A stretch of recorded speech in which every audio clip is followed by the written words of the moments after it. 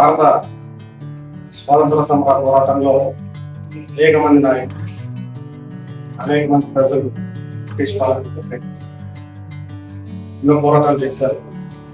మన ఆంధ్రప్రదేశ్ రాష్ట్రంలో ఈ పోరాటంలో బానిసత్వ సంఖ్యల నుంచి విముక్తి కోసం పోరాడినటువంటి గొప్ప వ్యక్తుల్లో అల్లూరి సీతారామరాజు గారు ప్రథమ స్థానంలో. ఆయన నాయకత్వ లక్షణాలు, పోరాట పట్టిని, సమాజం కోసం ఆయన ప్రాణాల ఇచ్చిన తీరు అన్ని కూడా మనకు స్ఫూర్తిదాయకం, మార్గదాయకం.